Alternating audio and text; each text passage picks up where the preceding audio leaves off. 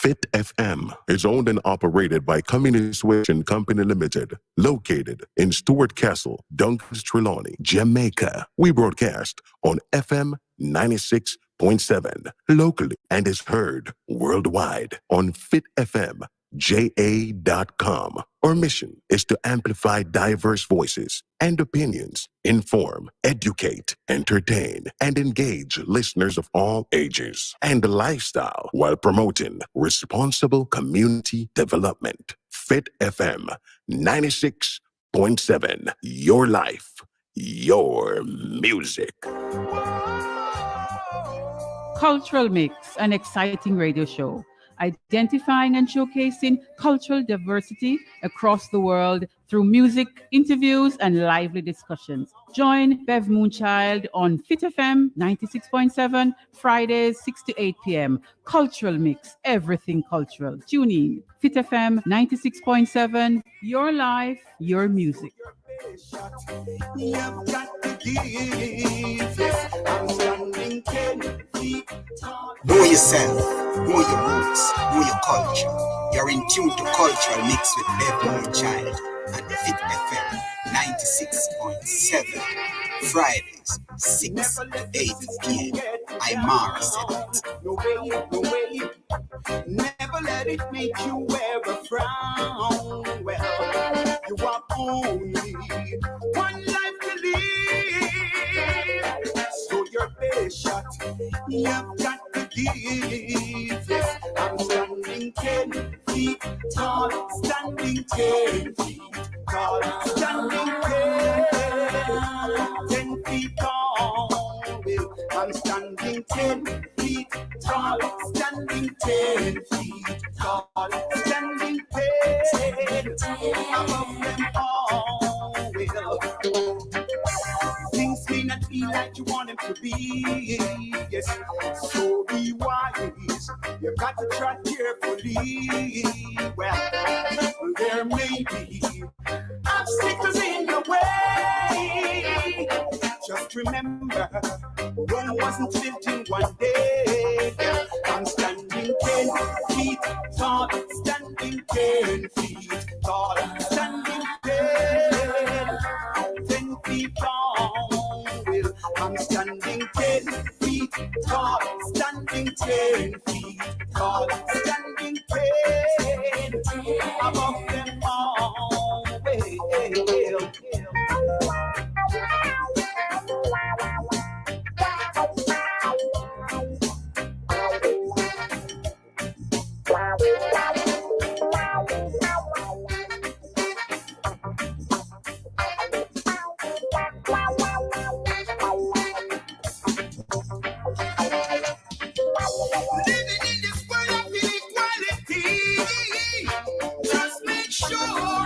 You keep your sanity, yes, facing all kind of constraints every day. In this life, your dues you've got to pay. Yes, I'm standing 10 feet tall, standing 10 feet tall, standing 10 feet tall. I'm standing 10 feet tall, standing 10 feet tall, standing 10 above them all. 10. You know me can't make it up, so my voice is no warm up yet. you know that them say when the people can't sing, them say the voice no warm up yet. But guess what? All when my voice warm up, we can't make that. We can't make it. 10 feet tall. And in this time, we really have to stand 10 feet tall, 10 feet tall, 10 feet tall. Blessings and greetings, everyone. Blessings and greetings. Akwaba, we say to those who are joining us from north, west, east, or south. Akwaba, welcome. Welcome one, welcome all. Wherever you're joining us from, if you're joining us on the web, if you're joining us on the 96.7 band, we say Akwaba, welcome, welcome, welcome, welcome, welcome. Welcome one, welcome all. We are here, Cultural Mix. I am Bev Moonchild, your host, and just asking you to stay with us for another 2 hours. We have an interesting program lined up for you. Share the program as we go live now. We ask you to share with your friends or call your friends to listen. We have he's dubbed Black America. Black America. Why would someone be called Black America? We're going to be hearing all of that from our brother as soon as we begin the discussion with him. He was born in America, and we're going to be hearing a whole heap of story, lots of stories from our guests this evening. Just want to say a few things before we get into our discussion. Last week, we would have had the launch of our radiothon. And of course, you know, the radiothon will be on October 31. And we are saying, if your hand may burn you or your pocket has scratched you and you can't wait until that time to send in your pledge, and you're so moved and you're so blessed and you want to just show us now because you don't know what will happen and what you will do with that money. We know that you can always call, you can always send your pledges from now. Support the radiothon. It's for a worthy cause here at Fit FM. We want to have computers for training and so on, and to get more than all the remind me, Julia, get more than all the to help us with the JPS solar system. Yes, to have our solar system. And Christmas initiative where we give back to the less fortunate, and give back to the community. So support the radiothon on October 31, first ever Fit FM radiothon, October 31, and you'll be hearing much more about it. 7 a.m. to 7 p.m. So last week we would have had that launch. And we really want to thank those of you who tuned in. Patrick Beckford, we knew you came on early, and we know you're going to be. As a matter of fact, you have started. We salute you. We say thank you, and we ask that you continue being the patriot that you are. Proud Trelawnian? Trelawniites. Proud Trelawniites, among other persons. Thank you so much for that. What else is happening? There is a swarm, so you call them, or school of fish. A swarm or school. School, yes. And when we see this, the crowd, I thought it was an accident coming out of Falmouth on either side, coming through the bridge area, coming up Madrid, coming up, and also at coming around Foreshore Road. Saw the crowd of people and I said, what is this? When me find out, no fish the people I catch, Gadame. So it looked like now them say there's a story in history about these fish, Gadame. And they turn up in Westmoreland, I would imagine, I was told first, and now we have them in Falmouth. But everybody buying Gadame. So them nice in a fish tea, but when me look on the fish tea, boy, I wasn't moved. I wasn't so moved to get any of that fish, to buy any of that fish. I don't know, me no know, but it's the first time I'm seeing them. And them look one kind of way. Me no know, they don't look like they can go in a plate and eat. Me no know, they just have a funny look. Right? We will come around to eating the Gadame, me no know, because people say it's nice. And it's sweet in a fish tea and so on. But let's see. Well, a lot of people, it has come at a time when people wanted a little break up, people stopping and buying, Yeah, man, whole for people, and the young men would have gotten a little source of income, if it's even for two few days, yes. So that happened, and the rain. When I thought the rain was easing up on us, there came a heavy shower this morning. But it rains and then sunshine. That's how it is. It's nature, and we can't do anything about it. So we are here, Cultural Mix, another Friday evening program, and we are happy to have you. We play music, we do discussions, and we like and welcome the feedback from those of you who are listening. So thanks, everyone, as we go right into our discussion with our guest this evening, Cultural Mix. Christopher, how are you? Christopher, how are you, my brother? Yes, ma'am. How are you? How are you this evening? Yes, he's on now. Christopher, how are you? Unmute your microphone. I am here with Christopher. How are you? Yes, we are hearing you. Oh, beautiful. I'm fantastic. You're fantastic. Happy to hear that, man. Yes, ma'am. Black America. How are you? I am doing well. I'm doing well. Happy to be able to talk with you. Born in America, and you're talking now on a program station is in Jamaica, Stuart Castle, Trelawney. Beautiful. And here you are. So we thank the technology for allowing this kind of interaction and this kind of connection. Absolutely. So I see where you're popularly known as Black America. Yes, that's what everyone calls me, Black America. Why do they call you Black America though? Well, I'm going to tell you how I got that name. Yes. All of my, I'm 58 years old, and I've been traveling. I've been traveling around the world since I was about 20. And in my travel, everywhere that I went, because I was born in, people would, be excited about that. When you go and travel into countries that are smaller than America in finances, people look up to them. A lot of entertainers come from America, et cetera, et cetera, et cetera. I began to, journey through this world. I started to see a pattern. And every time I asked them, well, what is it that you like about America? Everything that they told me has something to do with Black people in America. They never told me one thing that wasn't created by Black people. They like the music. They like the way people dress. They like basketball. They like dancing. They like, certain types of art. And it basically really boils down to the fact that, Africans, Black people in America, created all of these wonderful things that the world deems as American. So basically, America steals our creativity and takes credit for it. So, so I began to tell people, look, no, that has nothing. This is not American culture that you're seeing.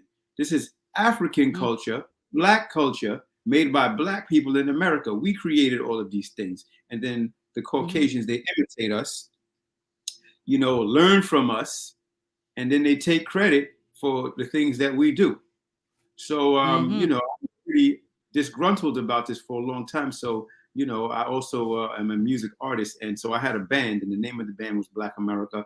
And so from the name of the band being Black America, people started calling me Black America. And also the fact that I chose to represent for the Black people in America through our struggles and through our elevation, from the lowest of the low to the highest of the high. I'm here to elevate my people. So I walk with them on my back, and I carry my people. I carry the plight of people. I carry the elevation, the growth of my people in my spirit. And so therefore I represent. And so sometimes people say, oh, Black American. And I have to inform them, no, I'm not a Black American. I'm not a Black American. I'm not an African American. I'm a Black man, and I'm an African. But I was born in America.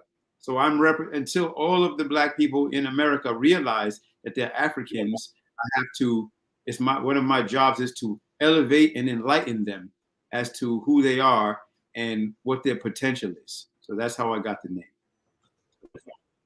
Okay, great. So in wanting to elevating and wanting to assist your people out of right, how has the journey been for you, Black America? Wow, but I'm gonna be honest with you. The journey has been magnificent. The journey is is challenging at times because no matter where you are as an African person, you can be in America, you could be in Jamaica, you can be in Haiti and Brazil, you can be in Puerto Rico, you can be in Africa, in any country in Africa. We still have a struggle. So engaging and dealing with our people is oftentimes is a challenge, but it's also a great blessing because it's helped me to grow as a person, to elevate my consciousness, to learn, to become a dedicated and hardcore Pan-Africanist, and be focused on the unification, the resurrection and reconstruction of Black African civilization. Well, what are some of the challenges, or I would ask, what's the most challenging part of the journey so far for you? Well, the most challenging part of the journey is dealing with the suffering of our people. They say we suffer from lack of knowledge. And I find that our people are extremely uneducated in who they are, where they come from, and we've been given so many different falsehoods and ideas that did not belong to us originally, that we were not practicing, and we've taken these things on as our own. We've become our own enslavers, and that is a very, very difficult thing to watch.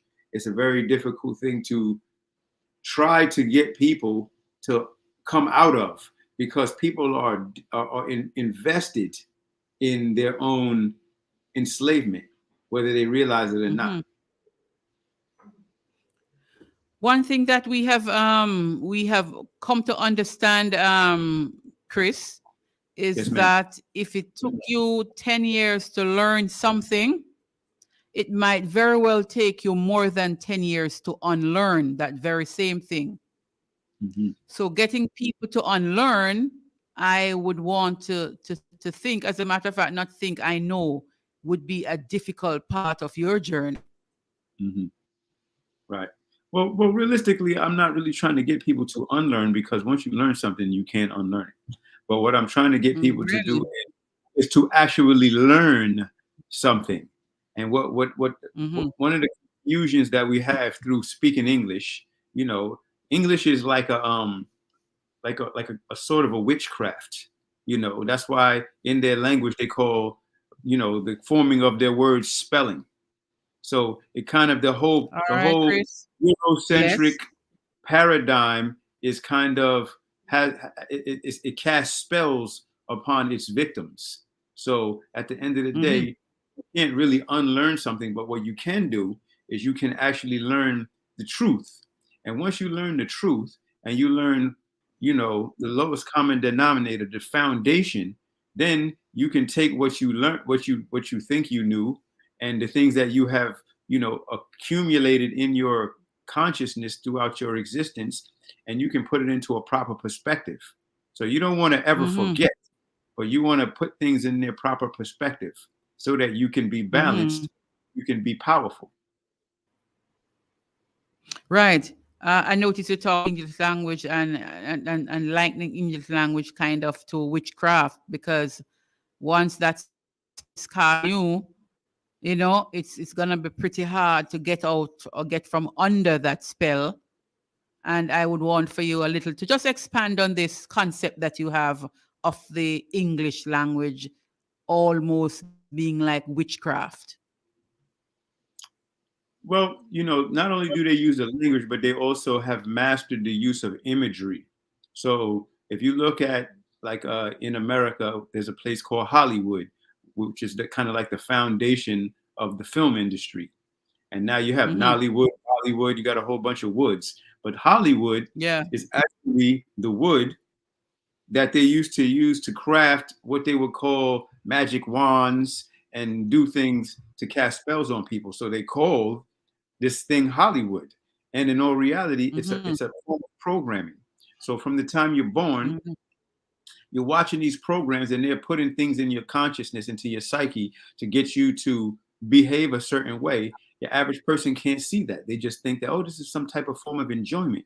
When in all reality, what it is a programming. And so they want to have control over your every thought from the time you wake up, even when you're asleep. You know, all of the things that they've created are going through your mind. So if you're like, wow, you know, I really like that movie I saw, and you're thinking about it, and you're going to buy clothes just like the character that was in the movie, and you're saying phrases that they said, this becomes part of your psyche. You know, from television, you know, all of the slogans, the catchphrases, the behavior patterns. You know, I mean, you know, I'm not to insult anyone or be disrespectful, but for instance, if you went back to before the 70s, homosexuality was considered a mental illness.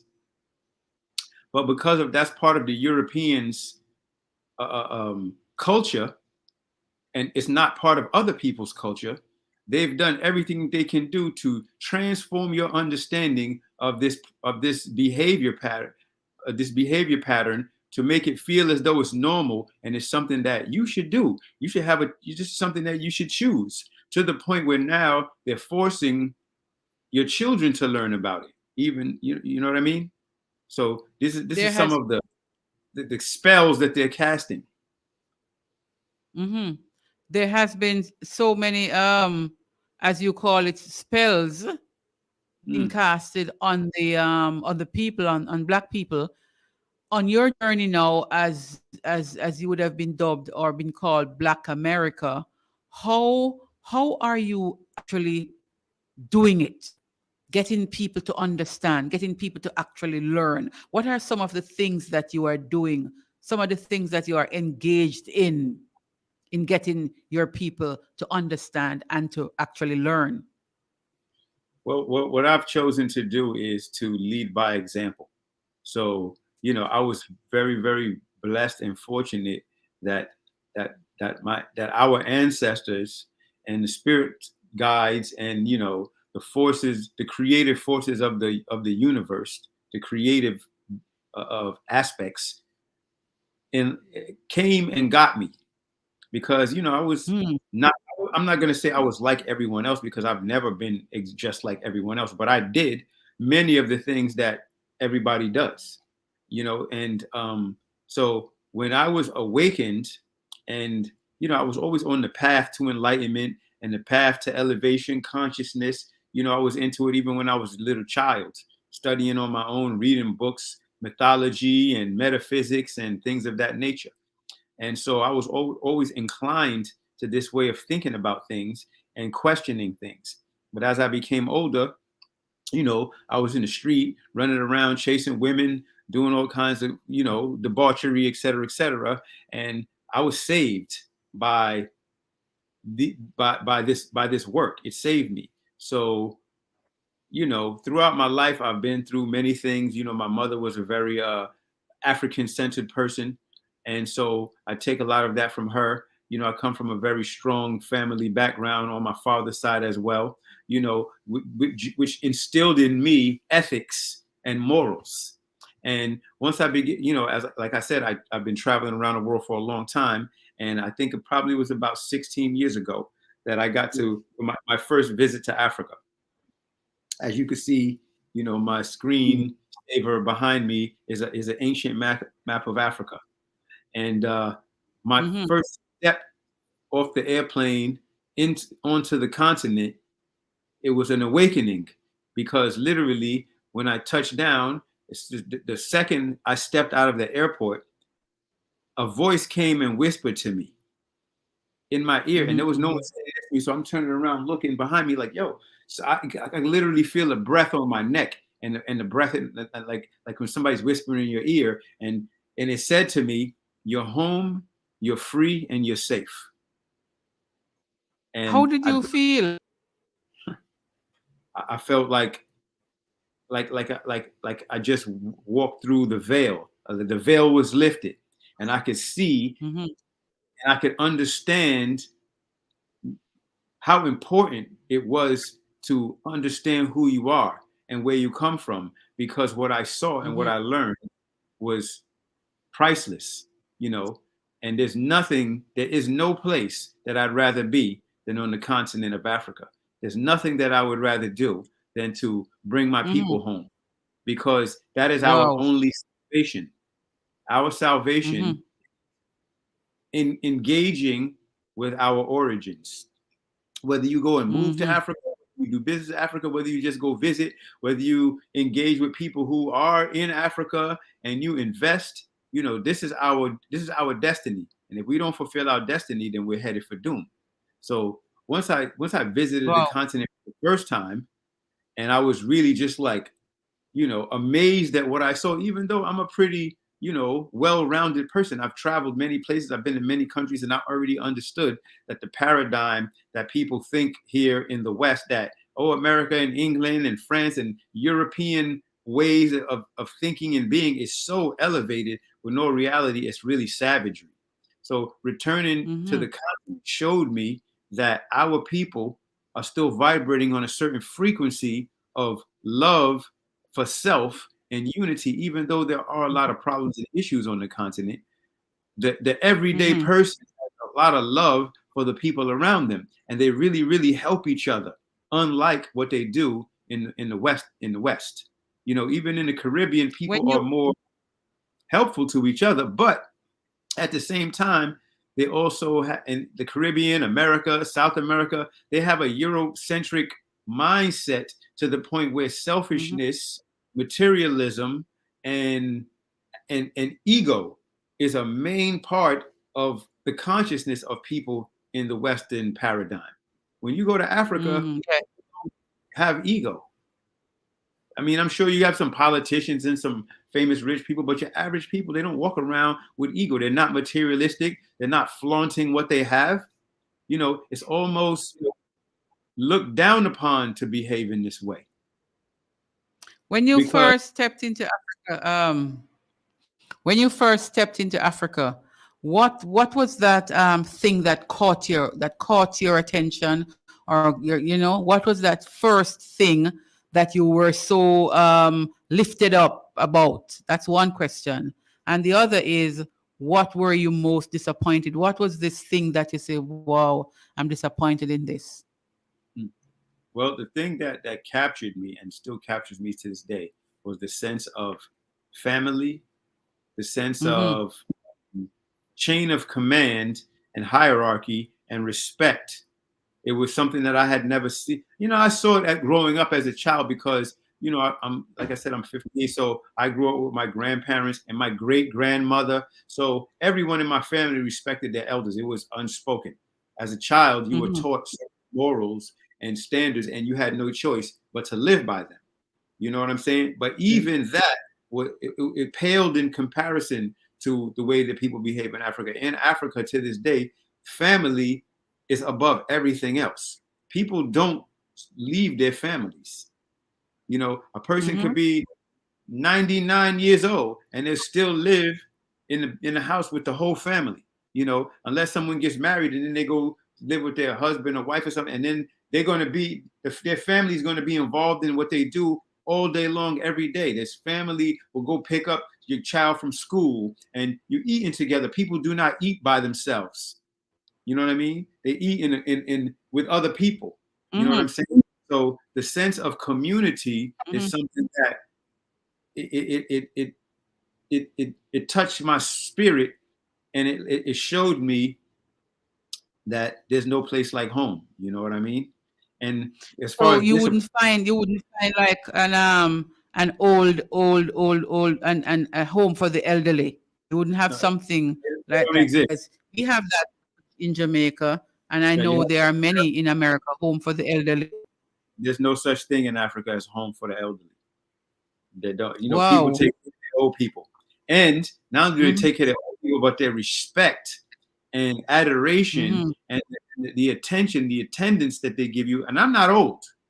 Like I said, I'm 58. At 58, I'm pretty youthful looking, and I'm pretty youthful. But whenever I'm there, people who are younger than me will never sit down while I'm standing. You know what I mean? They won't allow me to stand up while they're sitting down. They won't allow me to carry my own bag. They won't allow me to run and buy something for myself without making sure that they're going to be doing something to take care of me. You know what I'm saying? Their attention to you. And, it's something that we don't really understand here in the Western Hemisphere because we don't behave that way. Now, of course, we have people who still attach to their family and they love their grandparents and they respect them and stuff, but it's still not the same. We're talking about, I'm not anyone there's grandparents. They don't even know me. The people didn't even know me. But their treatment of me was so royal. Their culture. Yeah, it was part of the culture. In other words, they would give me everything that they had to eat. You know what I mean? If they and they might not eat at all, but they would make sure that you eat. And you'd be like, wow, I'm gonna eat those by myself. No, you eat. And they're giving you all of their food. You know what I'm saying? They'll give you their water. Selflessness, yeah. There's something that people in the West would not do because we're in a rat race. You know what I'm saying? And this is why we have so many issues that we have in the West, like, murder and killing and gun violence. These are things that they don't really happen like that in Black Africa. You know what I mean? Now, maybe in South Africa. Which country was that first country that you visited? The first place I ever visited was Kenya. First, Kenya. Yes, ma'am. And then Kenya. after that, And since yes, then you have gone to other countries. well, after that, then I went to Madagascar, and after that, Morocco, and currently, you know, for the past 8 years, I live in Sierra Leone during the during the winter. Every winter I go and I live. Okay.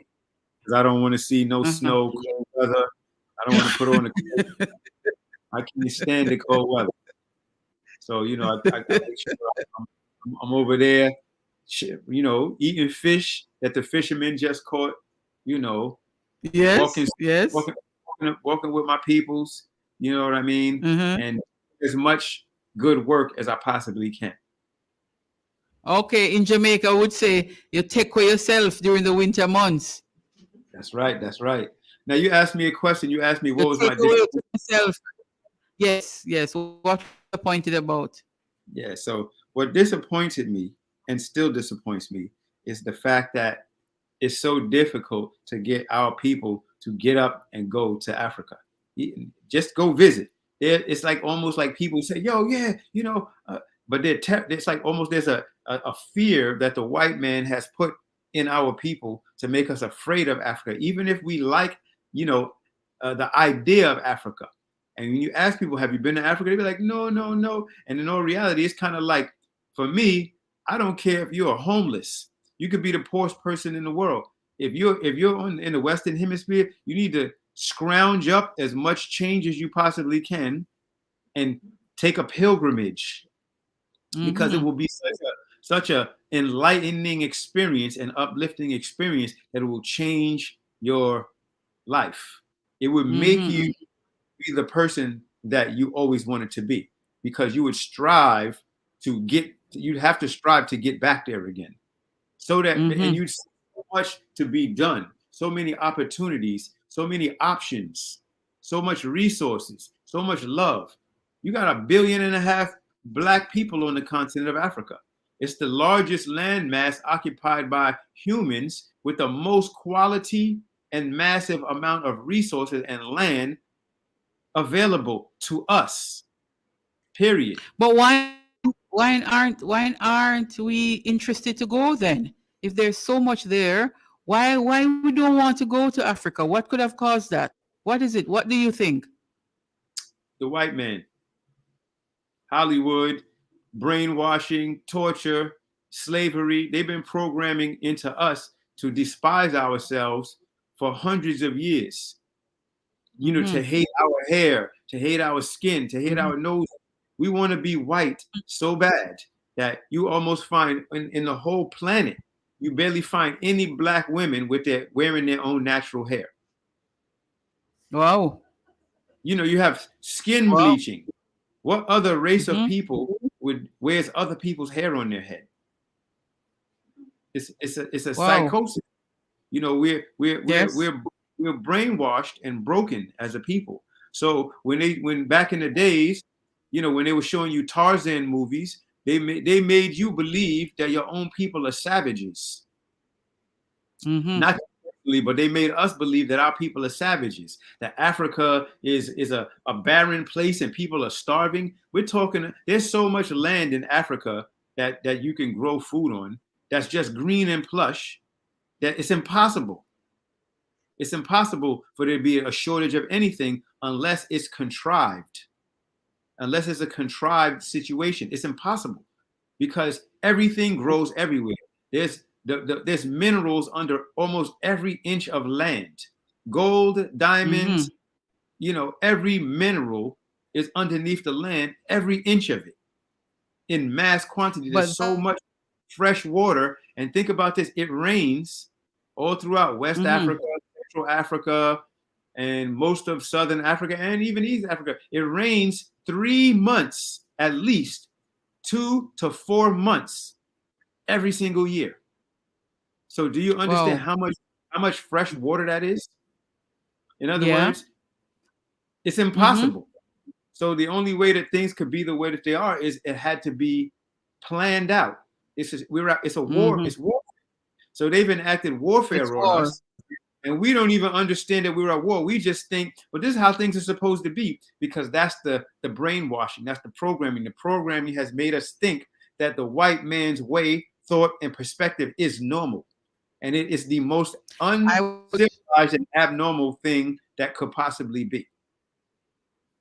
I was about you, Chris, because you are highlighting how much there is in Africa.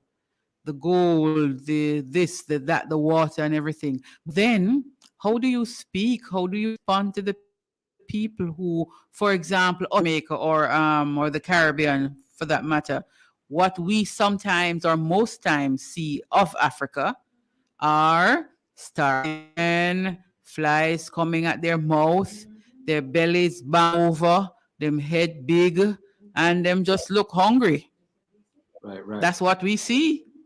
Right. Well, the reason that we see that is because you have white people that strategically go around and find. That's like, if you came to New York right now, I can show you dirty white people, half naked with no shoes, no shirt, covered in filth, laying on the ground, eating out of the garbage. That you wouldn't even come 5 feet to them. They did, covered in filth and feces. Is that the normal white person? Absolutely not. We don't see that, though. We don't see that. Because we don't, I see it every day. So what it is that we also, as Black people, that's not our agenda, and our perspective is not, especially those of us who are mature and grown. It's not our way to be destructive. Most of our destructive patterns that we engage in these days is something that was programmed into us. Like how these kids are running around killing each other and shooting each other, and the transgender thing. These are things that have been programmed into us. This is part of the psychological aspect of warfare. Just like we have physical warfare, they will actually physically kill you.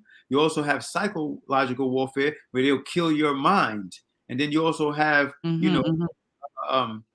holistic warfare where they'll poison you through giving you bad food. And all of that is at play against the Black man and against the Black mind. All of that you just mentioned is at play. Right. So we have to be careful. We have to be strategic. We have to have persons like yourself who understand what is happening and wanting to help people to realize that we are in, because some of us don't understand even now the predicament that we are in, because we're busy enjoying the singing and enjoying the sports and enjoying the entertainment and so on, that we don't see what is happening at all. That's true. Absolutely true. Yeah. That's what it is. Back in the day, they call it smoke and mirrors, but back in the days, so we have to understand that the white man is a very, very clever and brilliant, crafty being. So I always and I learned this when I was younger. Just everyone who is nice doesn't make them good. Just because someone behaves nicely doesn't make them good. So what white people show you is always them behaving nicely. Hello, how are you? Oh, good morning. So they behave nicely, but deep down inside, they're responsible for almost every problem on the entire planet. If you pick a problem, and I'll show you how they're behind it. Poverty, they created poverty. They created it. Most of the war that's going on the planet, they created it. Sickness, they created it. Pollution, they created it. Diseases, they created it. There was no AIDS and cancer and diabetes, and these things didn't exist. Pollution, it's the food and the lifestyle. Absolutely. Pollution didn't exist on the entire earth until the first place to have pollution on the earth was Europe. They're the first place to have air. There wasn't even any cars. There was no machines, and they had air pollution. In London, and in I think, and also in maybe in Rome, they had pollution. There was no pollution. There was no, how could there be pollution? These people didn't bathe. They had diseases. They had the plague. and the funny thing is that, people don't even understand these things. 2/3 of all white people on the entire planet died during the medieval times from the Black Plague. And you know why they didn't all die? Because Africans Tell me. went and saved them. So there was African attempt to rescue again. That's right. Africans went and saved them, taught them how to bathe, taught them how to use herbs and plants as medicines, taught them about colors, taught them about seasonings and spices, taught them how to heal, taught them navigation. White people used to think the earth was flat.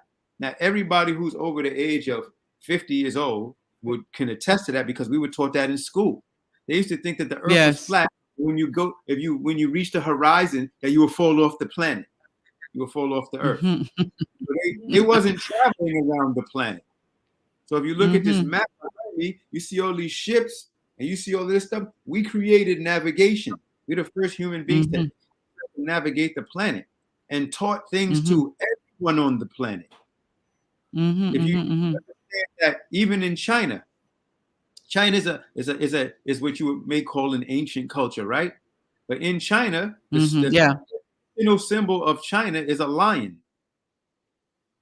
Matter of fact, in Chinese New Year, all the Chinese people come out and they have, organizations at school that do a lion dance. The only place on the entire earth where there are lions is in Black Africa. There is no lions anywhere else. There is no giraffes anywhere else. There is no zebras anywhere else. Nowhere. So the only reason we know about these things is because we traveled everywhere and we brought gifts to people. And we taught them. Chris, all of this information that you're spewing out on us, what point in your life did you realize that this is what you wanted to learn? And what made you come to that realization? Well, what it was this. When I was a child, a large portion of my family, matter of fact, my entire family was Christians. And then my mother became a Muslim. So I had Christianity and I had Islam. What I saw in Christianity was confusing, because I saw people praying. I saw people going to church. I saw people giving money to the church, people dressing up on Sundays, people speaking about things that they wasn't clear on, things that they had that was made up, that they believed. And then back in those days, when you went to people's houses, you saw that they had this picture of this white man on their wall, which was insane to me. At the same time, you had civil rights, and you saw that white people wasn't good. So how can you possibly be worshiping these people that's not good? It didn't make any sense to me. And then in Islam, which is a form of Christianity and slash Judaism, etc. It's a trinity. They're all the same religion. They're different sects of the same religion. So I was always studying all of my life. I used to read the Quran. I prayed 5 times a day, et cetera, et cetera, et cetera. And then when I was 13 years old, some older brothers came to me and they said, "Do you understand who you are?" And I was like, "Yeah, of course I understand." I told them what my name was, and they were just like, "That's not your name, brother. That's a name that was given to you by the slave master." And I was like, "Wait, my mother gave me that name." "Yeah, but they gave you, your mother and father gave you those names because they were victims of the brainwashing that they received from their slave masters." So I thought that was very interesting, because I was always, even when I first started reading, I was reading mythologies, Greek mythology and metaphysical books. As a little kid, I was interested in this. I liked that type of stuff. So I thought it was really interesting. And they introduced me to what we call the 5% nation, the nation of gods and earth, which, deals with, universal mathematics and science.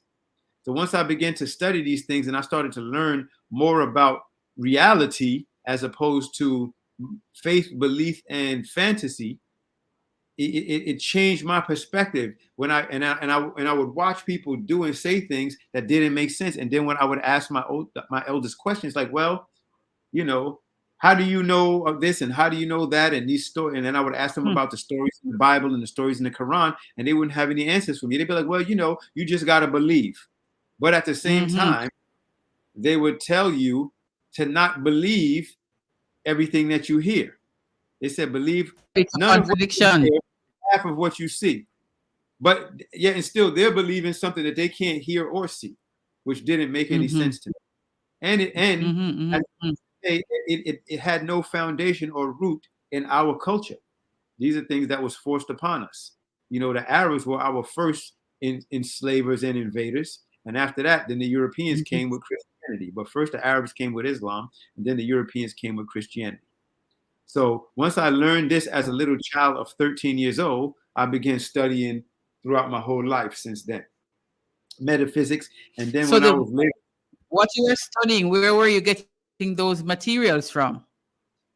I was getting those materials from, some of the materials was coming from the Nation of Islam, and some of the materials was coming from, different schools of thought that were compiled to bring us to a place of understanding.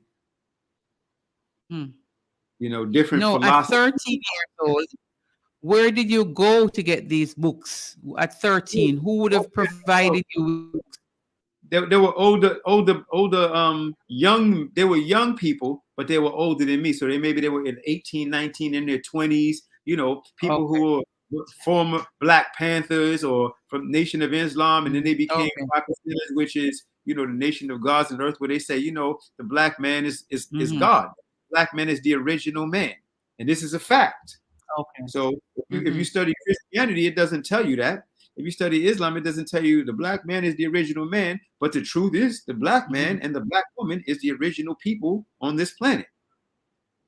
Nobody, there is no book or no school you can go to learn and study. Well, where did the first man and woman come from? No one has that information. We have no record of our beginning. So what the white man did was came up with stories to make us not be who we actually are. And now we all believe it. Right. Even though actually we create everything that is dynamic and powerful, and we dominate everything that we get involved in, because this is no disrespect to anybody else, but in every single way, we are superior. And that's not me being arrogant as a Black person. I'm just telling you the truth. Putting forward the facts. Yeah, find a thing that everybody does, and Black people do it too, and show me where we don't excel at it. Anything that you come up with. Now, what they try to do, when it comes to academics, they try to hide the fact that we excel in academics, and they just highlight, because they control the visual dynamics of media. They control that. So they'll show you what they want you to see and keep out the things that they don't want you to see. For instance, our brilliance is something that's never highlighted in the media. But what they'll do is, you have a world going on all around us, right? And if you wanted to ask people, well, what do you think about this and what do you think about that? They'll go find some really intelligent white people and they'll ask them questions. They'll find some really intelligent people and ask them questions. They'll find some really intelligent Chinese people and ask them questions. But when it comes to Black people, they'll find the dumbest, most ignorant people to go and ask questions.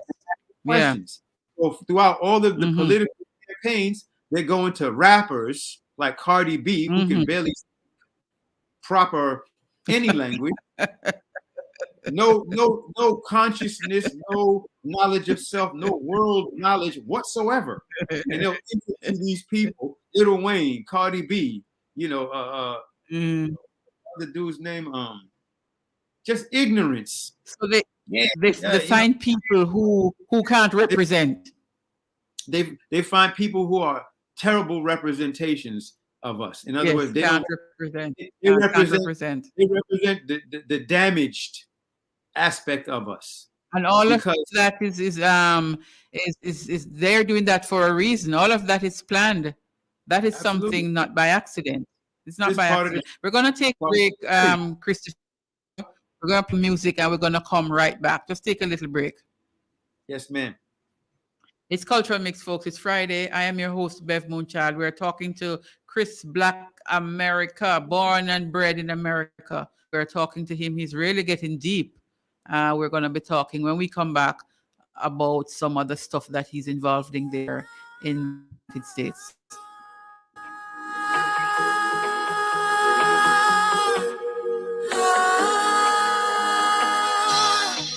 It's just the times that we're living in. It's hard, but we're not giving in. As it was told from the beginning. Be careful, or grave you will be digging in. It's just the times that we're living in. It's hard, but we're not giving in. As it was told from the beginning. Be careful, or grave you will be digging in. Things may be rough, things may be tough, but we keep holding on to the promise Jah has made, that even through the greatest tribulation we will still be saved. As much as there are battles that we go through, by maintenance of valor, triumph will always be due. Keep on holding firm, just grace and mercy we surely earn. It's just the times that we're living in. It's hard, but we're not giving in. As it was told from the beginning. Be careful, or your grave you will be digging in. It's just the times that we're living in. It's hard, but we're not giving in. As it was told from the beginning. Be careful, or your grave you will be digging in. Rastafari leads the way every single day. By being devoted, we'll never crumble or sway. His glory resides in each one who seeks Him. Victoriously through His power we win. Servants of His will, the love He provides sustains. Blessings abound for the faithful who maintain. It's just the times that we're living in. It's hard, but we're not giving in. As it was told from the beginning. Be careful, or your grave you will be digging in. It's just the times that we're living in. It's hard, but we're not giving in. As it was told from the beginning. Be careful, or your grave you will be digging in. Upfulness, faithfulness, precepts of Him keeps us from sin.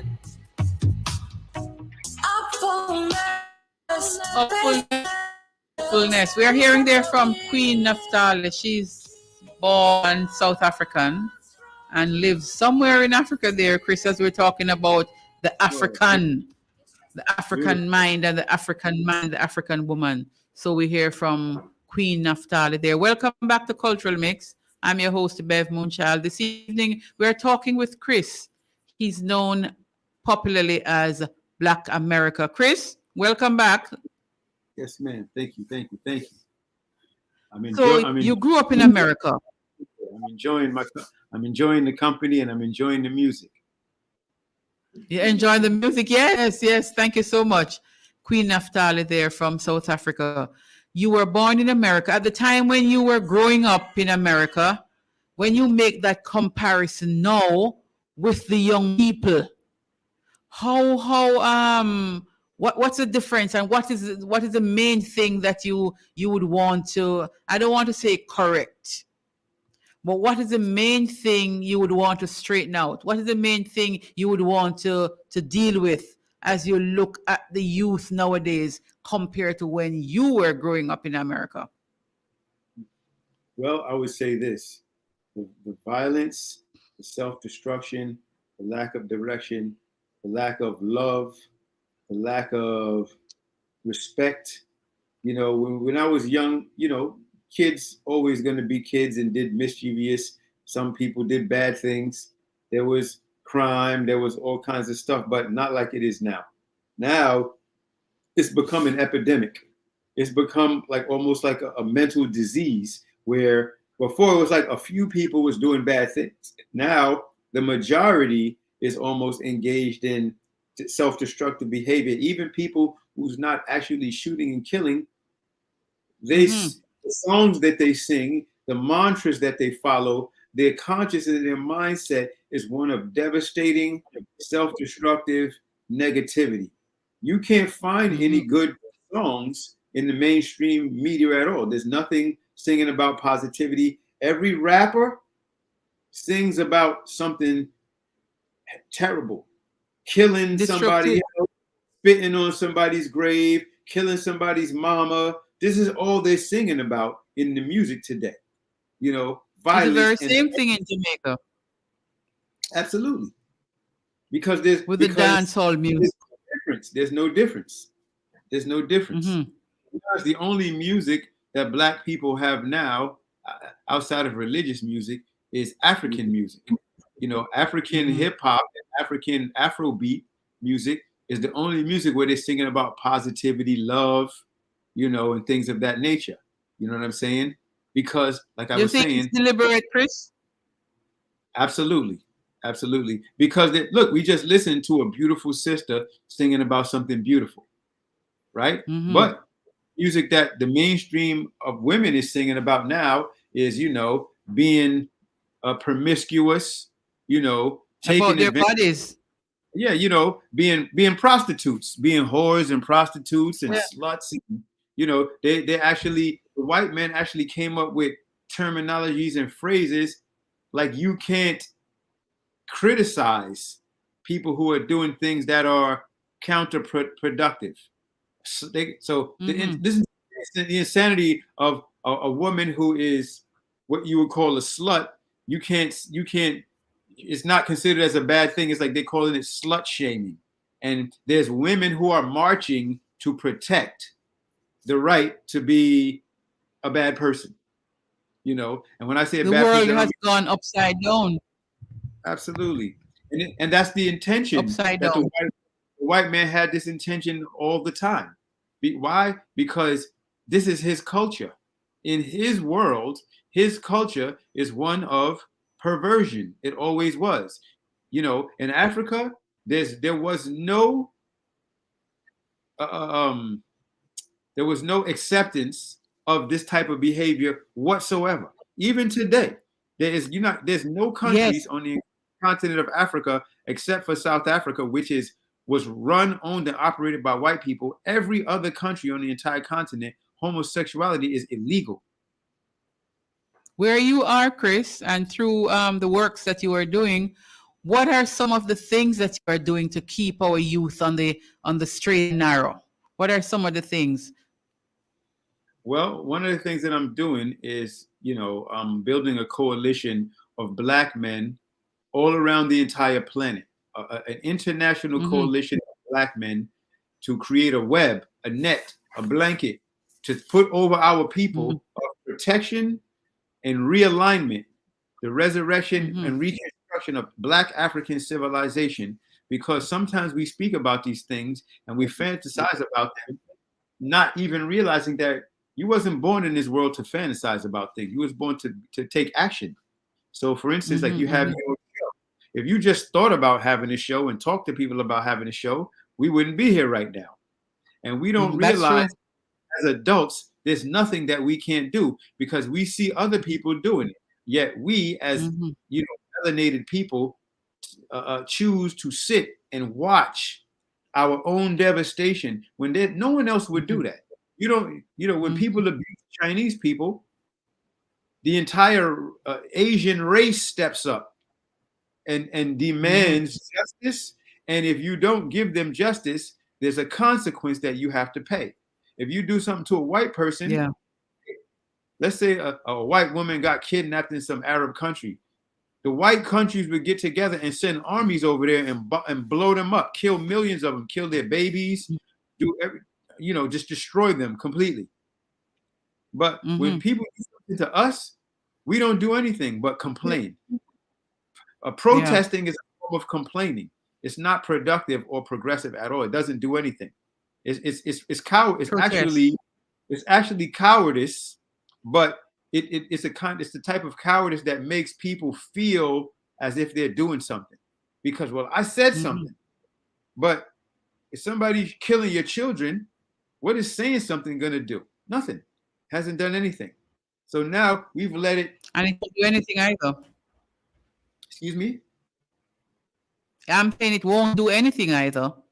That's right. It has never done anything, and it will not. It won't do anything. That's right. That's right, sis. You're absolutely 1,000%. So that coming together.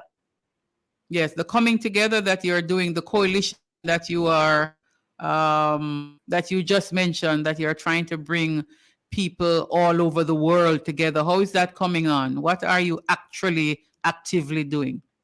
It's coming along. It's coming along great. You know, I'm hosting different conversations with different brothers who have organizations in different states and in different countries to stop gun violence, stop our young brothers and sisters from murdering and killing each other. You know, and we're coming up with concepts, ideas, programs, and agendas to replace some of the things that they're addicted to. You know, if they need money, they don't need to go sell drugs to get money. We have businesses that we can put together for them so that they can get money. Because at the end of the day, most crime is related to poverty and despair.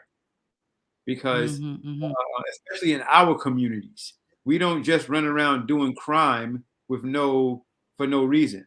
We don't run around killing people without any thought of a reason. It's not like, you know, we're just homicidal maniacs and like, yo, let's go kill some people, like a lot of Caucasians who are serial killers do. You know, they have a fetish for killing. You know, with us, it's more like, oh, the dude owed me money, some drugs, or they shot at my cousin. You know what I mean? There's usually a reason why people are doing things. You know what I mean? And once it becomes a part of the wave and the movement, then they do it mindlessly. So what we're doing is coming together as Black men all around the planet to change the paradigm. You know, that's one of the things that I'm doing. Another thing that I'm involved in, and this is probably you know, my biggest focus, is Pan-Africanism. Pan-Africanism. Talk to me about the Pan-African Party. Right. The Pan-African Party is an organization that myself and a few other brothers came together to create an actual political party of Pan-Africanism. Now, there have been Pan-African groups before that have been attempting to do these type of things, but it hasn't really caught on, because a lot of times what people do is they just stick to politics. And in all reality, if you want people to follow you and you want people to engage in an activity seriously, there has to be a benefit that is in real time. This is my opinion. It has to be beneficial in real time. It can't be a fantasy that we're working for the future, because your average person realistically does not conceptualize the future, because they're so locked into what happened in the past and what's going on right now. So most people's vision of the future is a fantasy, and that's why a lot of us can't actualize success, because success for most of us is a fantasy. Yo, one day I want to be rich like Jay-Z. Most people are never going to be rich like Jay-Z. So it's a fantasy. But if they stop wishing and fantasizing about being wealthy and actually focus their attention on being wealthy, then they would become wealthy. But what we are is distracted by materialism, by ego, and by insecurity. Most of us are extremely... You say that insecure. Yes, ma'am. They say the African Party is an actual political party. Did I hear you correctly? Yes, ma'am. And why a political party? What do you hope to achieve having a political party in America? Well, it's not a political party in America. It's a worldwide political party, and that's what the achievement is. Because if it was in America, it wouldn't do anything. Because at the end of the day, what do you do with it being worldwide? How is it going to help? Well, how do you vision it working? Right, and what I found in my travels, not only here in America but throughout the world, you know, let's say for instance Jamaica. I'm sure, just like everywhere else, there's two political parties that go back and forth, back and forth, back and forth. Am I correct? Yes. So do you think that this is a coincidence that in Jamaica, in America, in England, in every country in Africa, there's always two political parties that go back and forth, back and forth, back and forth? That's mathematically, that's impossible. That means it has to be contrived, because there's no way that 100 million people, half of them is going to have this idea and half of them is going to have the other idea. What about all the other people that don't have either one of those ideas? These things have been created for us. So what the spirit came to me, and not just to me, but I'm sure people, people have thought of this thought before, but I'm living in the here and now. So therefore I realized that, well, I have to do something about this. So I understand that if we create a political party that is Pan-African, that is focused on the betterment of our race, the Black race, then it won't have the agendas that these other parties have, where you got people fighting over who's going to be sitting in a position to steal the money, because that's not a Pan-African thing. In other words, Pan-Africanism is where you're concerned about your African people and yourself being an African person. That is your main concern and focus. And if that's your main concern and focus, then that will be the icing on the cake. That's the gold. You won't want to steal money, because money is not your focus. If you come to America, you have the Democrats and the Republicans, and basically they both have the same agenda. And realistically, they have the same ideology. Objective, yes. Yes, yeah, the same. It is. They've tricked people into thinking like, oh, these are the good guys because they're for the regular man and the poor man, and these guys over here are the bad guys before they're for rich people. When at the end of the day, they're both for rich people, and they're just playing the illusion. Yes, they create the illusion of you having an option. That's right. That's right. So the Pan-African Party would be an international political party that would stand against all of the other political parties based upon the fact that we're casting our votes and making our investments based upon what's better for our race. It's a race-based, race-first ideology that carries the weight of everything that we move with. Our education, our finances, our technology, our family structures. So it's for me, Pan-Africanism is a religion.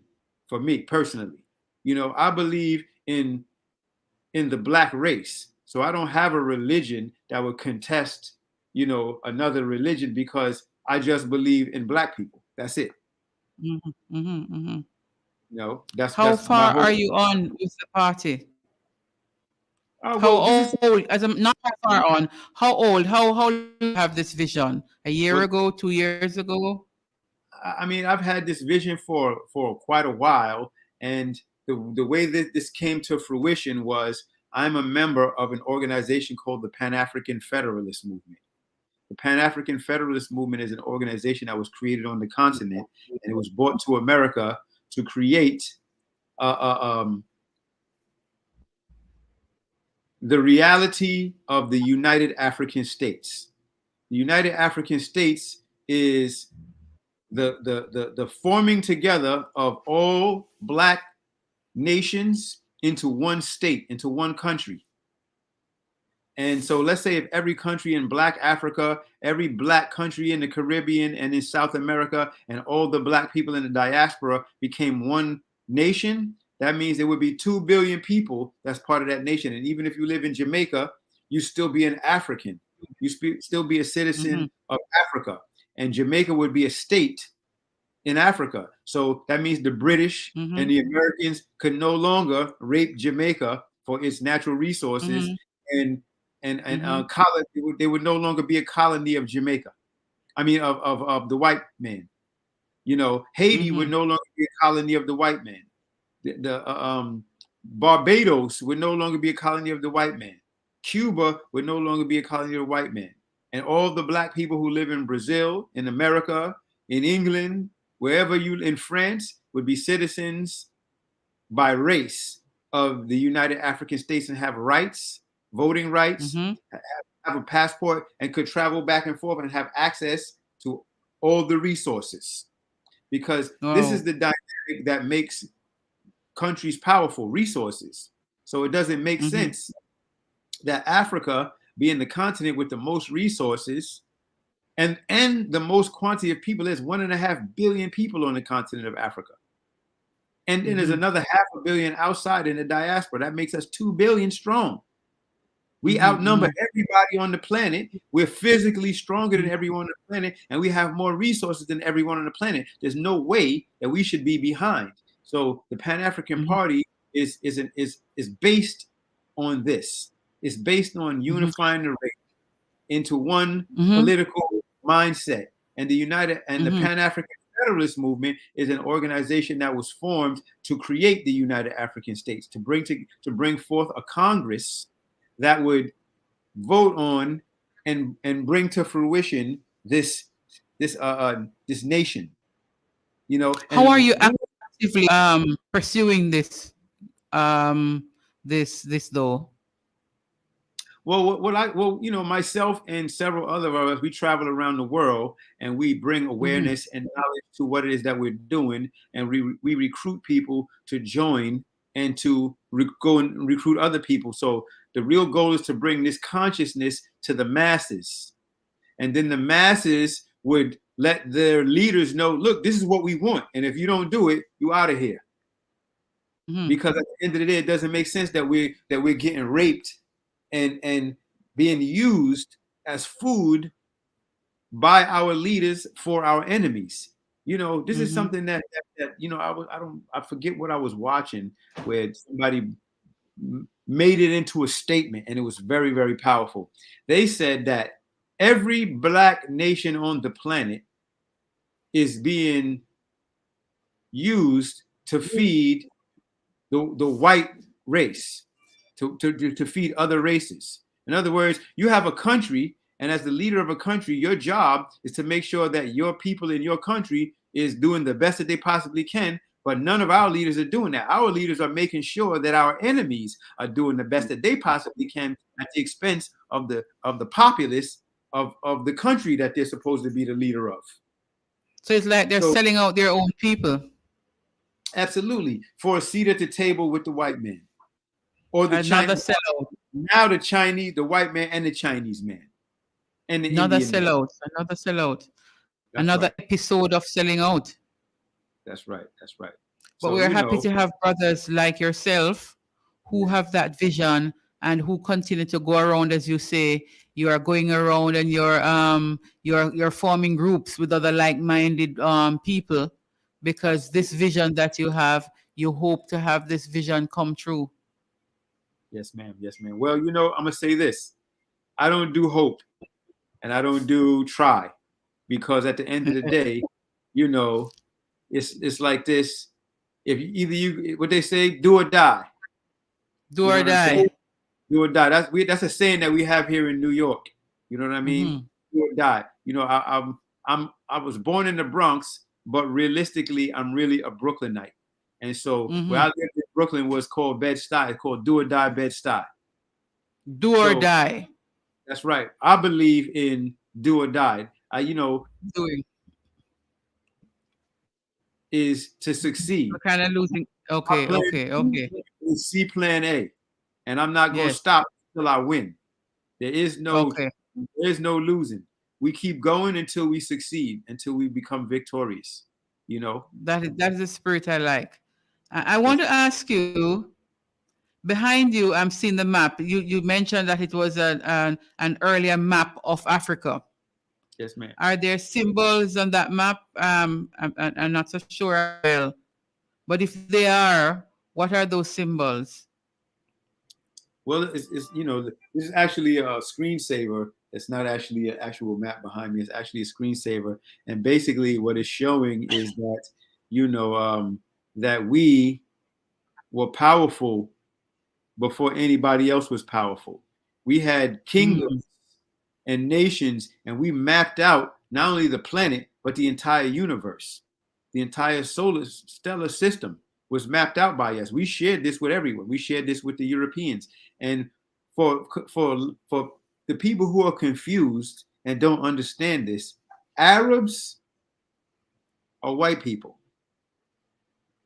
So, and this is no disrespect because, like I said, I was raised as a Muslim. I have many Muslim brothers, and I respect them, and I respect their belief in Islam. I respect my Christian brothers and sisters. I'm just coming with the facts. The Turks control Islam. The Turks are the people that invaded North Africa. Turkey is in Eurasia. There is no such place, realistically. There is no continent called Europe. It's a lie. There is no such place. Europe is in Asia. So, really? Absolutely. Europe is in Asia. There is no continent called Europe. A continent is a body of land surrounded by water, a massive body of land surrounded by water. Europe is not surrounded by water. Europe is on Asia. So it's called Eurasia. So Turkey is in Eurasia, and this is where Arabs come from. And we fought with them for thousands of years, where they came and tried to invade us, and we kicked their butts for thousands of years, and finally they won with the help of the Greeks and the Romans, et cetera, et cetera. We were beaten down, and that's how they took Egypt and all of those North African areas. You know what I'm saying? And of course, throughout the centuries, we mixed with them, and so that's why you say, "Oh, we got Black Arabs also," and people were nomadic, et cetera, et cetera, et cetera. But the reality is that these people came down from Eurasia and they invaded what we call North Africa, which is really South Africa, though. Okay. So realistically, what I want, the map was turned upside down by the white man. Okay. Because if I wanted to ask you, Chris. Yes, ma'am. If we had that history of being kings and queens, and we were conquerors, and we taught the world what to do, and we build all of this, and we build all of that, and we have all of this now and all of this history. What happened? What happened? What caused us to lose all of that? Well, I'm going to tell you what it is. This is what happened. White people learned how to unify with each other, and even to unify with people that they hated, in order to be victorious. And this is something that we did not learn. And obviously, we're still learning this, which is why still you have little tiny countries all throughout the continent of Africa that have no power. What is the point of having a country if you don't have any power? That's the point of having a country, to be powerful. So if you're not powerful, then what are you doing? What is your purpose? You know what I'm saying? You have no power. And the reason that we have no power, because there's strength in numbers. And the white man practiced divide and conquer. So if you look at the countries, the so-called countries in Africa and in the Caribbean, all of these places were created by white people. There's no such place as Jamaica. Jamaica was a slave plantation, right? Black people didn't make up Jamaica, even though they make up the population of Jamaica. But they did not create Jamaica. The white man created Jamaica as a slave colony. And what he did was plantation. That's right. And so what the white man did, which is a clever thing, it's called sharecropping. So in other words, I'll let you appear to run your own spot, but everything you got to give it to me. So now I don't even have to pay, because when he had you as a slave, he had to feed you, clothe you, make sure you had shelter, even though you was doing all the work and it was really your stuff you was doing, but you had no power at all, no control whatsoever. And so what he did was he was like, yo, This is getting dangerous because the black people is starting to rise up. So what can I do to shut down their uprising? Well, I will make them have the illusion of freedom. I'll make them think that, guess what? I'm free. You're free. You can do whatever you want, Negro. But guess what? You still got to report to me, and you got to pay me for your freedom. Now think about that. If you're free, then why do you have to pay him anything? At the end of the day, he stole everything that he has from you. So if anybody owes anybody anything, he owes you, but you're paying him. You know, there was a documentary that I saw. Oh man, what was the name of this documentary again? It was a brilliant documentary, but it was devastating and sad. I forgot what it was called, man, but it was basically talking about how Jamaica was still under colonization, and you know, Jamaica, they were forcing Jamaica to sign all kinds of agreements and treaties that made it so that they couldn't engage in their own resources. They had to take all of their bananas and give them to England. They can't use their own chicken. You know what I mean? In other words, they're importing chicken from America. Bananas they're sending from not from America, but through America. So America takes bananas from some South American countries and sells them to places in the Caribbean. And they sold a batch of chicken, and I forgot the name. It was a brilliant documentary. I'm gonna remember it. Okay, but what I can tell you is the banana industry just went down, just went like a breeze, you know. And Jamaica had one of the best, banana industry. There was also coffee. We're not having those anymore. Then we had our coconuts. Those were all destroyed, and other things imported into the island. So you're not lying.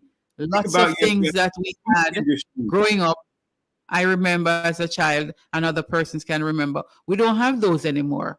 So we have imports now. Milk in Jamaica, you're drinking powdered milk. Now, why would anybody drink powdered milk? First of all, I don't even drink milk at all as an adult. Yes. But powdered milk, and you got cows. Why wouldn't you just milk your cows? And if you're going to drink milk, drink the milk that comes out of a cow, because the white man wants if you're going to drink milk, so that he can poison you when he controls the food. You don't know what's in the food. This guy got chemicals and all kinds of insane technology in the food that's killing you and poisoning you, because he understood that Jamaicans were strong. Jamaicans were powerful. Jamaicans were revolutionary. Jamaicans had the spirit of Africa in them. The Maroons, Jamaicans was powerful. Bob Marley was so powerful that they had to assassinate him. And you know what they did? How they killed him? Wow. Did you ever watch the conversation where the white man who killed Bob Marley confessed? I have seen part of it, and there are people who are saying that is an orchestrated, that was orchestrated. So there are some who doubt and some who believe. Well, the white man who was a CIA operative confessed to killing Bob Marley. He said he was he became one of Bob Marley's greatest friends. He was a photographer, a rock and roll photographer. See, this is why I say nice and good is not the same thing. So this is a person who was sent to become Bob Marley's friend. And he was his friend for many years. As if he was nice. That's right. He was coming, hanging around with his children, his wife eating at his house, taking pictures of Bob Marley. And you know what he said? He said that they told him to kill Bob Marley, and this is how they killed him. He gave Bob Marley a pair of sneakers for his birthday because Bob Marley loved Converse. So he said he gave Bob Marley a pair of Converse, and he put a needle in the shoe. That was a poison needle. And in other words, they have a patent on cancer. So when it poked him, it gave him cancer. And this white man confessed to this on his deathbed, a CIA agent. We heard it and we saw it. But as I said before, there are some who believe him, and there are some who have their doubts about it. But no doubt we know that something went wrong right there with Bob Marley. Bob Marley's story is yet to be told. And there are others like him, men who are powerful, and then by the time you look, as we'd say in Jamaica, they are cut down. So much life would have been there, saving. They would have had the opportunity to save men. And that is why sometimes when I hear of brothers like yourself and other brothers who are trying to do the opposite of what the system is putting forward, I always wonder how it is that God yourself against the system. What are you doing? Do you just leave yourself open out like that for everybody to have you as a target? What are you doing? I always wonder what is there any plan there? Is there any concern, as a matter of fact? Well, I'm going to say this, realistically, no, I don't really have any concern. You know why? Because guess what? Everybody going to die one day. So it's not about not dying, because there's nothing that you can do to stop you from dying. Nothing that no person ever did stop them from dying. Everybody that was ever born died. So that being the case is you're going to die anyway. So at the end of the day, you might as well do everything that you can possibly do while you're alive. That's your job. Your job is to do everything you possibly can do to benefit yourself and your people while you're on this planet. And our job is to take back the planet. And back in those days, in the 60s and 70s, they was killing black leaders, assassinating heads of state. And this is why, and they did these things to instill fear. But this could have never happened if black people were unified. It would have been impossible. It wouldn't have been possible, because that means that if you mess with one of us, you mess with all of us, and we coming for your head, and it's a consequence. But when you harm black people, there is no we're the only group of people on the planet that have no consequence when you do something to us. That's insane. The dude that killed George Floyd, he should be dead. How is he? Well, he went through the system. And you talk about protest, was by protest, and you said protest is just complaining. He was asking for some kind of lighter sentence. I believe I heard along the way. I wasn't following it too much. But what are we gonna do? What are we putting in place so that kind of thing can never happen again? What are we putting in place? There's nothing that we can do at this stage to make sure that kind of thing never happens again, except for what it is that we're talking about, by unifying and showing force. And to be honest, an eye for an eye. That's real. So at the end of the day, you got to do what you got to do. If somebody comes into my home and tries to harm my woman and my children, I'm going to defend myself. So we have to stop. First reaction, yes. Defend ourselves and understand that we have a right as human beings. We have a right as beings to defend ourselves. We have a right to quality of life. And property, yes. Right to build and grow. We have a right to our resources. These are our innate rights by the universal forces. The Creator gave us these rights. We don't have to negotiate anything with anyone. And this is the problem. This is, in my opinion, negotiation is a problem. When you make a deal with the devil, you always going to lose. So at the end of the day, we have to understand that the people who we're talking about have never honored any contract. So stop making contracts with them. Every contract that was ever made with them has to be broken. And, so you can't negotiate with them at all. If you break the contract, what are they going to do? Nothing they can do about it. Because if you're a singular entity, then you're in danger. But if you're part of an entire force, now they have to oppose this entire force. And think about this. Well, the Chinese man is in opposition to the white man. What is the white man doing about it? Absolutely nothing. You know why? Because the Chinese man will whoop his behind. You mentioned earlier about the unity. We are not a unified race. If it never happened before, Chris, how is it going to happen? How do you see it happening, as a matter of fact? I'm not saying it can't happen, but how do you Because see that unison coming forward? We're going to take a break and we're going to come back, play another song. And then when we come back, we talk about how we are going to get the black race to be unified at this time. yes, ma'am. Love.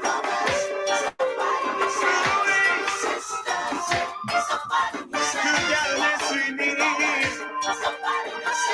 Oneness and love. How terrible it is to be your own enemy. Can you find peace having a war only in yourself? How terrible it is to be your own. All things within. Can you find peace having a war internally? Destroying yourself is not the way it should be. It's only in love you will find security of yourself. You shouldn't be afraid. You cannot take a stand if yourself you cannot face. So rise and claim your place. How terrible it is to be your own and feel yourself, my brother. Can you find peace? Feel yourself, my sister. How terrible it is to be your own enemy. Can you find peace in a war eternally? We are instruments of God. Yes, we're here to do His job. Check to see the path you're on. In our minds we must be strong.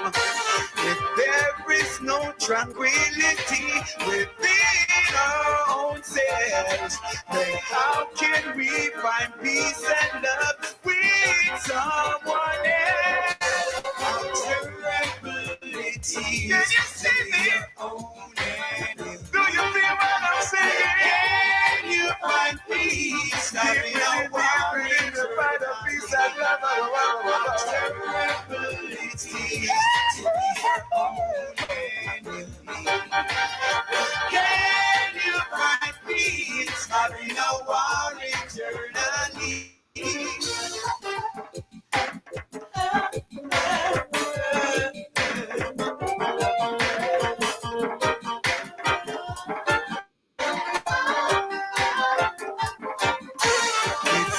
Time to stop fighting ourselves, blowing our own minds, trying to run but can't escape. Take heed, my time.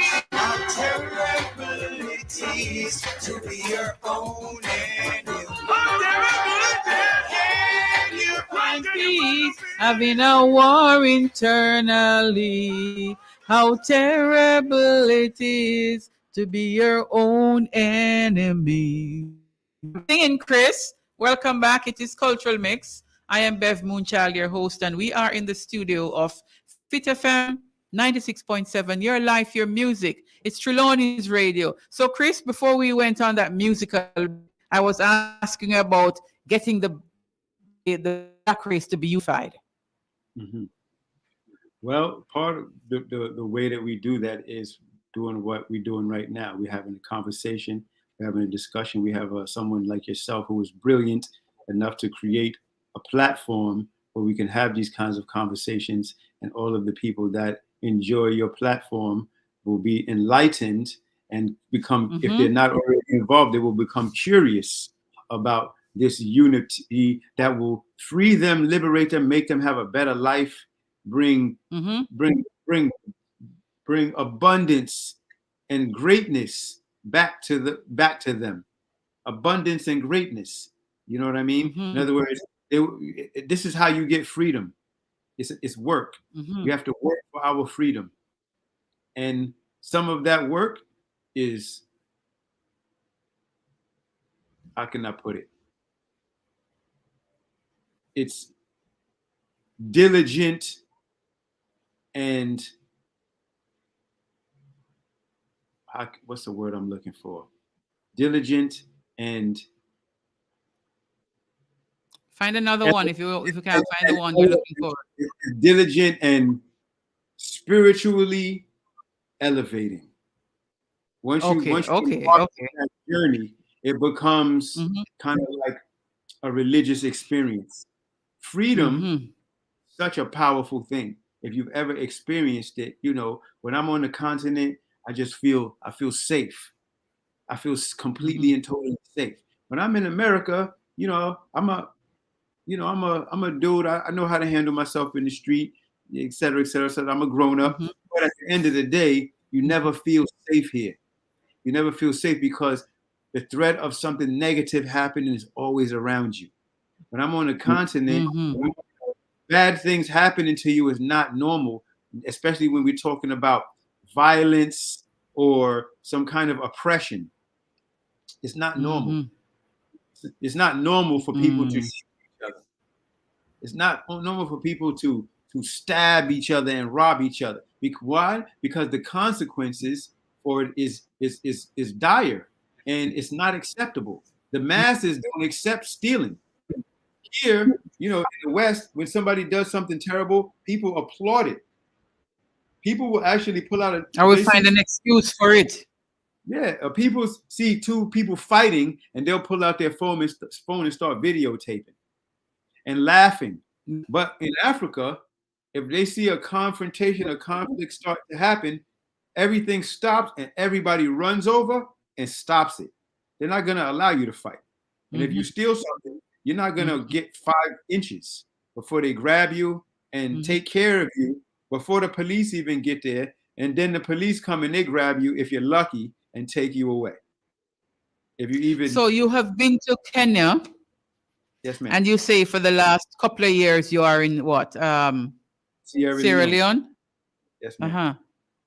So those are the 2 African countries you would have been, right? For extended time. I spent time in Morocco, Madagascar, but I thought that I wanted to live in Kenya at one time, and that still may be a possibility. But right now, Sierra Leone is my foundation for this reason, because, you know, upon traveling to Sierra Leone and engaging in the information that I learned in Sierra Leone, I learned that Black people who call themselves Black Americans, the majority of them, a large percentage of us, would come from the Sierra Leone, Liberia area. And the reason that they brought us to America is because we were masters of agriculture. So, you know, in America, the Carolinas, North Carolina, South Carolina, you know what I mean? And in Georgia, it was like the food bank for the entire country at the time. You know what I mean? It was also a lot of cotton was grown there. Rice was a major industry, you know, and so the people of Sierra Leone are masters of rice. They're like, you know, great at growing rice, as well as a whole bunch of other different agriculture. And so the Gullah Geechee people here in America trace their history back to Sierra Leone, West Africa, for the most part.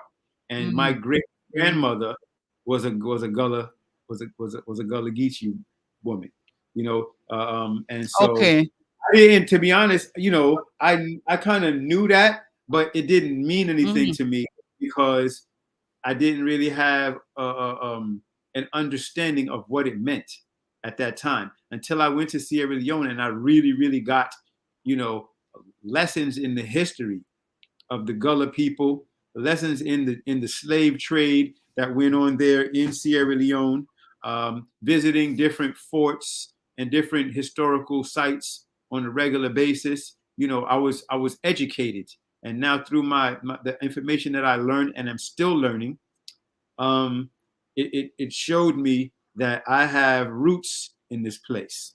And so, you know, so the Gullah people, the Gullah people, what were they mostly known for? Even now, what is there anything specific, unique about them? Well, yeah, there were people here in America who retained a lot of their Africanness.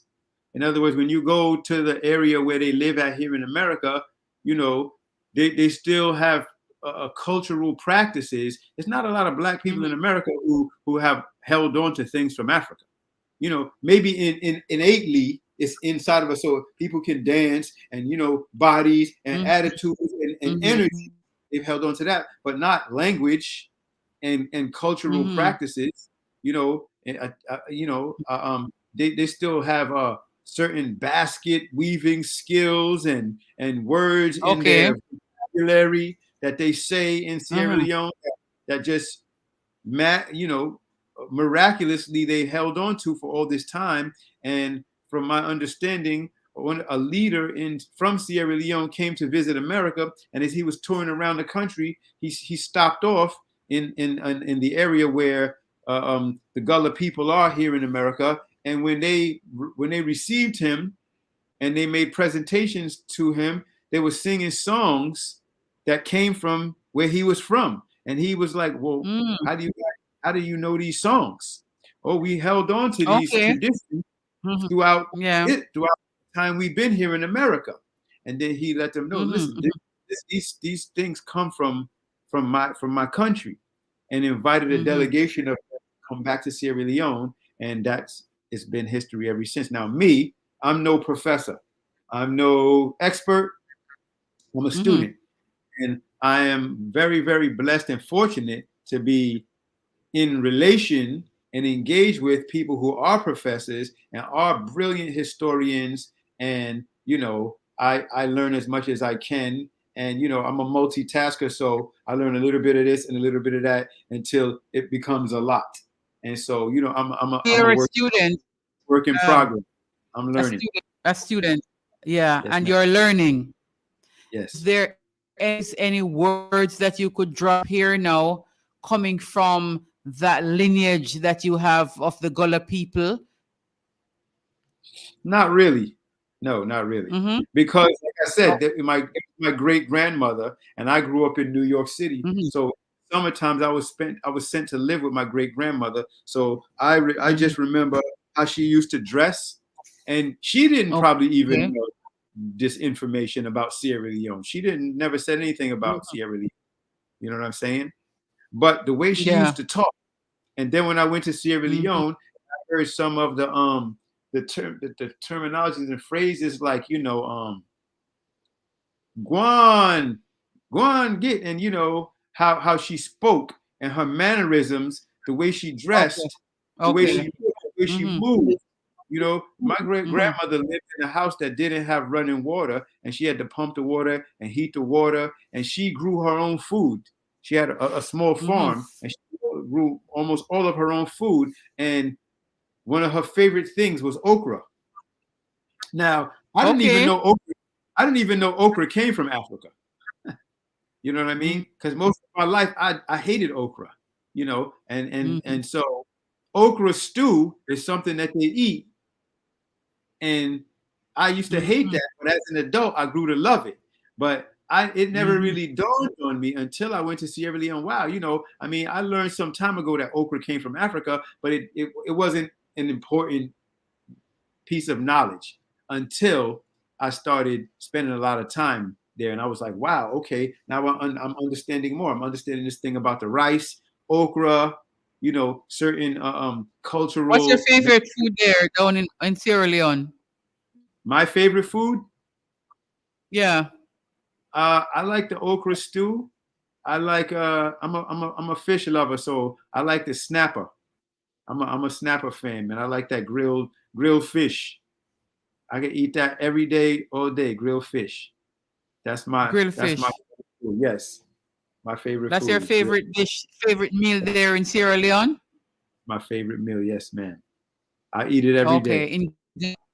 In Ghana, would you have a favorite while you were in Ghana? Well, I have never been to Ghana, but I'm sure even in Not Ghana. Kenya. I'm sorry. When I was in Kenya, it was the same. A lot of places in Africa is kind of similar. You know what I mean? They had Mm-hmm. okra. They had what you call it? Palm oil stew. Okay. Hold on 1 second. I'm just having a little brain freeze. They eat No worries. cassava leaf. Everybody eat cassava cassava leaf. leaf. Yeah, I'm not a big fan of cassava leaf myself, but depends on who makes it, because sometimes I love it. It depends on who makes it. Okay. My favorite thing Okay. is the fish. I'm a fish. I love fish. Okay. So Okay. you know, so that's my dish. You know, a lot of people Mm-hmm. like I'm not a big beef eater. So, you know, a lot of cows are eaten. You know, I was raised as a Muslim, so I don't eat pork. And to be honest, I haven't really been places where people are eating a lot of pork. Madagascar, they eat pork, but you know, in the other Okay. African I've been to, they don't eat pork. So, but I don't eat beef like that. Every now and then I'll eat a little bit, but for the most part, no, I don't eat it. So, you know, so I'm eating fish every day. Or a fish guy. Yeah, I'm a fish guy, and I live across the street from the beach. And every day I wake up and I watch the fishermen casting their nets and pulling in their nets with the fish, and I just walk across the street, or they come across the street to where I live with fish or anything out the ocean that I may want.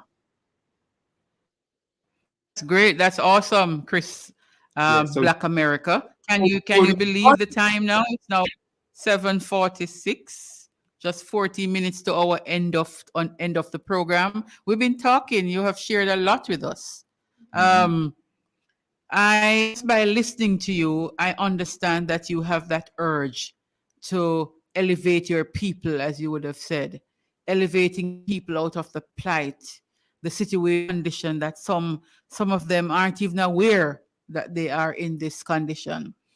And this journey that you have embarked on, I want for you just to, as we kind of wind down on the conversation, what is that one last thing that you would want to share with us before we end? It's Africa time. You know, it's Africa time. It is Africa time. Whatever you're doing in your life, you have to understand it's kind of like not you personally, but whatever we are engaged in for the most part, if it's not Africa time, then what it is that you're riding on what we say riding on fumes. In other words, the tank is empty. The Western paradigm perspective tank is empty. They're out of time. They have no resources. Their monetary systems are falling down. You know, all they have right now is what we call paper tigers, smoke and mirrors. Their coffers are empty. They're just holding on to the things that they've stolen. And what's going to happen very soon is that we are waking up as a race, because I'm having these conversations every single day with people from all around the world, brothers and sisters, even young people who are like sick and tired of what's been going on. And we're awake now. And those of us who are not awake are waking up. So it's absolutely, without a doubt, Africa time, mainly for this number one reason. If you are not connected to a source of resources, you are not connected to anything. Your value is nothing. And I don't mean nothing as an individual, but I just mean you have no leverage. The reason that Asian people receive the respect that they receive is because they have leverage. They have a threat to go against, that you have to come up against if you trespass against them. And it's something that they built up over time. You know, the Chinese were invaded by Europeans at one time. And what the Chinese did was they closed their doors and restructured themselves to make themselves become powerful. The Japanese had 2 nuclear bombs dropped on them. And what they did was they went into hibernation, closed ranks, and resurfaced strategy, and they became powerful. See what I'm saying? India, the same thing happened in India. They became powerful. Now China and India are probably they on top of the world right now. But guess what? It's the black race's time to wake up and take back the world, at least take back our world, where whatever they want to do out there, hey, you want to do that, you do that, but don't bring it over here. We have control over our own resources. We have control over the minds, bodies, and spirits of our own women and children and men. We police ourselves. We dictate what we believe, what we watch, how we dress, how we look, how we think, what we read, what we learn, what we do. And no one else is in control of it. No one else's opinion should matter. We have to become unified. We have to become powerful. We have to become strong again, because there was a time when we were, but we were not unified at that time. So now it's time to become unified, and that will be what you say, the icing on the cake, because no one on this earth can stand against us, because physically, no one can beat us. Physically, Chris, no one can beat us. We say time come. That's how we put it in Jamaica. When it is time for the thing to happen, as you are saying, it is time for us to do this, it's time for us to do that. We say, time come. Time come. And the discussion time has come to an end too. We want to thank you, Christopher. We thank you, Black America, as you are popularly known. We want to thank you for giving us this discussion time this evening. We certainly learned a lot. I would have just sat down here and just listened to you talk. We want to thank you so much. And we also want to ask you to continue. We hope that as you find yourself into forums like these, on platforms like these, that the message will continue to go out, and someone will hear the message and come out of that plight that you talk about, the suffering of the people. I want to say to you, continue, my brother, continue. And whomever you can get to come over on your side, you want to have a world, it's a movement across the world. We say, we are with you on that movement. We are with you on that journey. All of us will never be able to get the opportunity to go on the continent, but wherever we are, let us try to use whatever medium we have, whatever space we have, whatever platform we have, whatever forum we have. Let us use it and positively impact, and let us use it and strive for the change that we want to see. Let us be the change, as a matter of fact, that we want to see. Christopher, we thank you so much. Black America. Thank you. Blessings and love. And I want to invite you and your mate and your king to come. I'm inviting you to come and let me show you around. Let me show you around Sierra Leone. Let me introduce you to the people there. And when you come, you're gonna see how similar your lifestyle is to because there they speak Creole, and Jamaican patois is very very similar to Creole. We're gonna take up the offer. We're working on it. And once we put it out in the universe, it will all work itself out. With so much, my brother. Good rest of the evening. Enjoy your weekend and keep impacting positively. Blessings. One love. Well. And please do me a favor and send me some of that great music that you were playing. I will. This one coming up is Aymara, Stand 10 Feet Tall. Just remember, Rome wasn't built in one day. I'm standing 10 feet tall, standing 10 feet tall. People, let us continue to stand 10 feet tall. Time come, as I said, and it is our responsibility to take ourselves out of whatever rut we find ourselves in. Whatever the challenge is, it is our responsibility to take ourselves out of the situations that we don't like. Once we identify a situation that it is not good for us, it is our responsibility to lift ourselves and to lift others out of the rut and out whatever it is that we want to get out of. We thank you for joining all the people who joined us. Kehe, Wilbert Matthews, Pauline Williams, and the others who came in and out. We want to thank you for joining us. Come back again next week. As a matter of fact, as I say next week, Wednesday will be a big day in Falmouth. For where I come from. It's a time where we're going to have a cultural extravaganza. Almost 20 agencies in the parish will be coming together and will be displaying things that would indicate their journey for where I come from, and also the journey of Jamaica as we continue to observe Jamaica's anniversary of independence. Listen, come out if you are in Falmouth, come out if you are in Trelawney next week, Wednesday, October 12th, for where I come from, Water Square, 10 a.m. and we go right up until the rain say, you need to come out, right? You're going to be hearing more, but we say invite a friend to invite another friend to come out next week, Wednesday, October 12th, for where I come from. I'm saying good evening to everybody, and thanks for joining. Have a good rest of the evening. Enjoy your weekend. We come back again next week with another interesting program. Take care. All the very best. Thank you, Julia, as always. Thank you. 10 feet tall, I'm standing